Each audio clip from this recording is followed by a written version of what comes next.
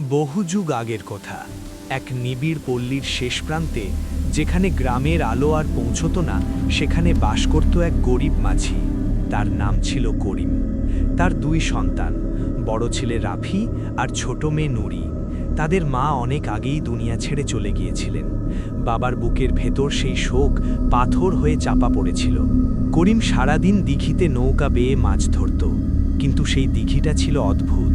গ্রামের বুড়োরা বলতো, সূর্য ডোবার পর কেউ যেন কখনো সেই দিঘির ধারে না যায়, কারণ সেই দিঘির ওপারে আছে ভাঙা এক জমিদার বাড়ি, আর সেখানে থাকে আয়না বুড়ি, যে মানুষের ছায়া চুরি করে। আর ছায়া চুরি হলে মানুষ ধীরে ধীরে মিলিয়ে যায় এই দুনিয়া থেকে। কিন্তু করিম এসব বিশ্বাস করত না। একদিন গ্রামে ভয়ঙ্কর ঝড় এলো, টানা 7 দিন বৃষ্টি, নদী উপচে পড়ল, ঘরে খাবার নেই, নৌকা ভাঙা, আর সামনে শুধু অন্ধকার। সেই রাতে রাফি আর নুরি ঘুমের ভান করে শুয়েছিল, কিন্তু তারা স্পষ্ট শুনতে পেল বাবার দীর্ঘশ্বাস আর তার নতুন স্ত্রী সখিনার কথা। কাল সকালে বাচ্চা দুটোকে বলবে মাছ ধরতে নিয়ে যাচ্ছ, কালো দিঘির ওপারে নামিয়ে দিয়ে ফিরে এসো। ওরা পথ চিনবে না আর ফিরবেও না। করিম কাঁপা গলায় বলল, ওই দিঘির ওপারে তো আয়নাপুরীর বাড়ি। তাতে কি আমাদের বাঁচতে হবে? নুরি বিছানায় মুখ চেপে কাঁদতে লাগলো। রাফি তার হাত চেপে ধরল এবং চুপ করে ইশারা করল।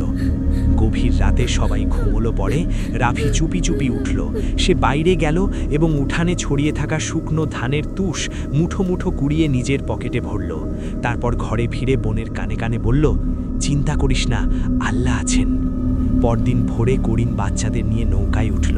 দিঘিটা ছিল কালো, একদম তেলের মতো কালো জল। রাফি নৌকায় বসে পকেট থেকে ধীরে ধীরে তুষ বের করে জলে ফেলতে লাগলো। তুষগুলো সাদা ফুলের মতো ভেসে রইল জলের ওপর। ওপারে পৌঁছে করিম বলল, তোমরা এখানে বসো, আমি মাছের জাল ঠিক করে আসছি। আর ফিরল না। দুই ভাই বোন অনেকক্ষণ অপেক্ষা করল। সন্ধ্যা নামলো, জঙ্গল থেকে অদ্ভুত সব আওয়াজ আসতে লাগলো। নুরি বলল, ভাই, বাবা আর আসবে না। জানি নুরি। রাফি বলল, চাঁদ উঠলে দিঘির জলে তুষগুলো দেখা যাবে, আমরা পথ খুঁজে নেব। কিন্তু সেই রাতে আকাশ মেঘে ঢাকা ছিল, চাঁদ উঠল না। তারা হাঁটতে লাগলো অন্ধকারে, ভাঙা পাথর, জঙ্গলের কাঁটা পেরিয়ে।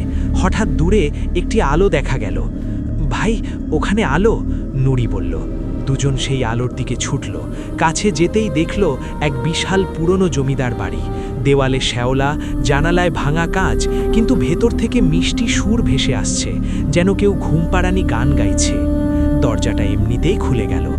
ভেতরে ঢুকতেই তারা দেখল একটি বড় আয়নার সামনে বসে আছে এক বৃদ্ধা। চুল সাদা, পিঠ কুঁজো, মুখে এক অদ্ভুত হাসি। এসো প্রিয় শিশুরা, অনেক রাত হয়েছে, ক্ষুধা পেয়েছে নিশ্চয়ই। বুড়ি তাদের গরম ভাত আর মাছের তরকারি খেতে দিল। এত রাতে এত ভালো খাবার পেয়ে দুই ভাই বোন আশ্চর্য হলো। তারপর বুড়ি তাদের দুটি বিছানা দিল। কিন্তু রাফি খেয়াল করল বাড়ির দেওয়ালে অনেক আয়না, আর প্রতিটি আয়নায় মানুষের ছায়া আটকানো, নড়ছে, ছটফট করছে, কিন্তু বেরোতে পারছে না। রাফির বুকটা ধক করে উঠল। সে নুরিকে চুপি চুপি বলল, ঘুমাস না, এ বাড়ি ভালো না। মাঝরাতে বুড়ি উঠল। সে ভাবল বাচ্চারা ঘুমিয়ে পড়েছে। সে একটি কালো কাপড় নিয়ে রাফির কাছে গেল, ছায়া চুরি করবার জন্যে। কিন্তু রাফি জেগেছিল। সে তাড়াতাড়ি উঠে বলল, আপনি কি করছেন? আপনি কি করছেন? তারপর নরম গলায় বলল, কিছু না বাবা, তোমার কম্বল ঠিক করে দিচ্ছিলাম।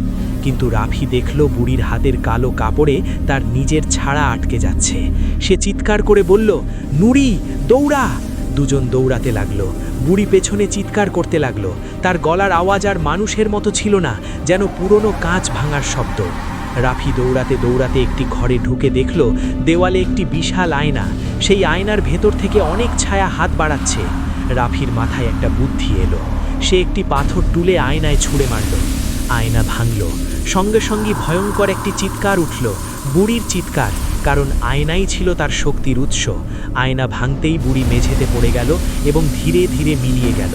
সব আয়না একে একে ভেঙে পড়তে লাগলো, আর সব আটকানো ছায়া মুক্ত হয়ে উড়ে গেল। পরদিন ভোর হতেই সেই জমিদার বাড়িতে একটি পুরনো সুন্দুক পেল দুই ভাই বোন। ভেতরে সোনার মুদ্রা আর হীরার গহনা। এগুলো নিশ্চয়ই সেই মানুষদের সম্পদ যাদের ছায়া চুরি করা হয়েছিল, নুরি বলল। রাফি বলল, আমরা এগুলো নিয়ে যাব, বাবার কাছে ফিরব, আর যা করার আল্লাহ করবেন। দিঘির কাছে আসতেই দেখল তুষগুলো এখনও জলে ভাসছে। সেই পথ ধরে দুজন হাঁটতে লাগলো। বাড়ি পৌঁছতে দেখল বাবা দরজার সামনে বসে কাঁদছেন। সখিনা অসুস্থ হয়ে বিছানায়। বাচ্চাদের দেখে বাবার চোখ থেকে জল পড়ল। সে ছুটে এসে দুজনকে জড়িয়ে ধরল আর বলল, আমাকে মাফ করে দাও, আমি কাপুরুষের মতো কাজ করেছিলাম। রাফি সুন্দুকের সম্পদ বাবার সামনে রাখল।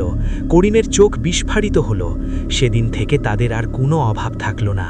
সখিনা তার নিষ্ঠুরতার কারণে অসুস্থ হয়ে মারা গেল, আর বাবা ছেলে মেয়ে তিনজন মিলে সুখে শান্তিতে বাকি জীবন কাটালো। এখানেই আজকের গল্প শেষ। গল্পটি ভালো লাগলে লাইক করুন এবং চ্যানেলটি সাবস্ক্রাইব করুন। পরের গল্পে আবার দেখা হবে ইনশাআল্লাহ।